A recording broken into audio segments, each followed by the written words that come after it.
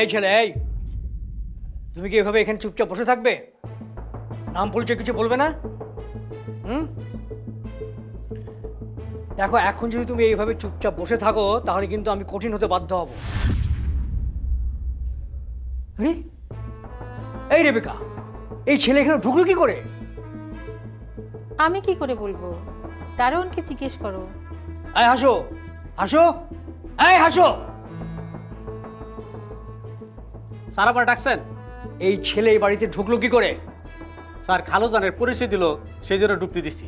বাহ বাহ বাহ, আব্বার পরিচয় দিল আর তুই যাচাই বাছাই না করেই ঢুকতে দিলি? হ্যাঁ, জানি দেখে।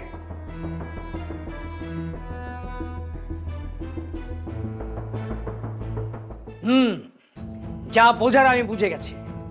রেবেকা, আমার মোবাইলটা নিয়ে এসো, যাও। বলছিলাম কি, তুমি এত মাথা গরম করো না। আব্বা আসুক, আব্বা এসে উনি সরাসরি কথা বলুন। আরে কি পাগলের মতো কথা বলছো তুমি? তুমি জানো ঢাকা শহরে এখন নানান রকমের প্রতারক ঢুকে গেছে। বুঝতে পেরেছি আমি। আমার মোবাইলটা নিয়ে আসো, ওকে এক্ষুনি পুলিশে দিতে হবে, পুলিশে এই, নেওয়ার ব্যবস্থা করতে হবে। ফিরোজ, বাবা, কি হয়েছে রে? আসেন আসেন। পুলিশ কেন? আব্বা আসছেন? হ্যাঁ। এই যে দেখেন, দেখেন এই যে এই ছেলেটা দারোয়ানকে ভুলভাল বুঝিয়ে বাড়িতে ঢুকে পড়েছে।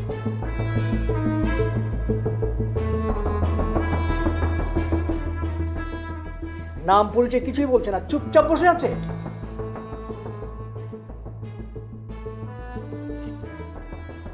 এই ছেলে, কে তুমি?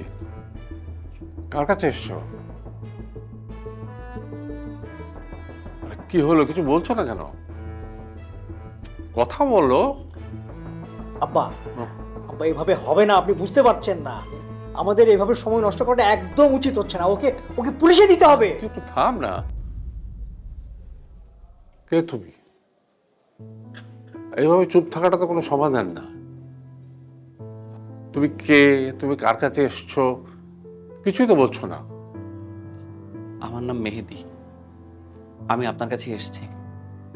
আমার কাছে এসছো? তুমি কি আমার পরিচিত? আমি আপনার পরিচিতই হব। পরিচিত? কই, আমি তো তোমাকে চিনতে পারছি না। আপনি মিরাজ চৌধুরী নামের কাউকে চিনতেন?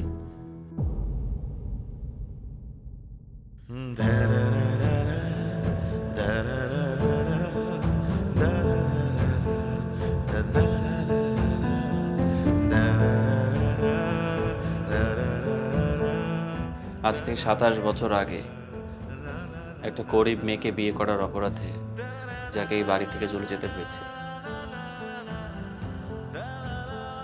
আমি সেই মিরাজ চৌধুরীর একমাত্র ছেলে মেহেদি।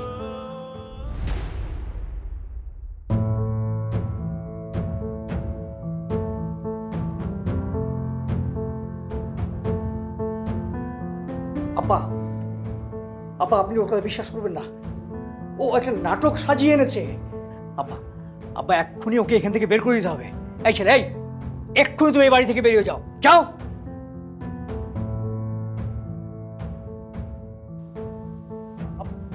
আব্বা আপনি আপনি এটা কি করছেন?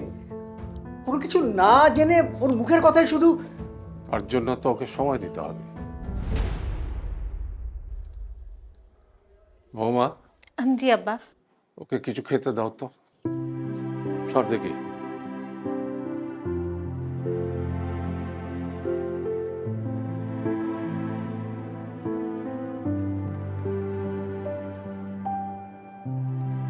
তোমার কাছে কোনো প্রমাণ আছে?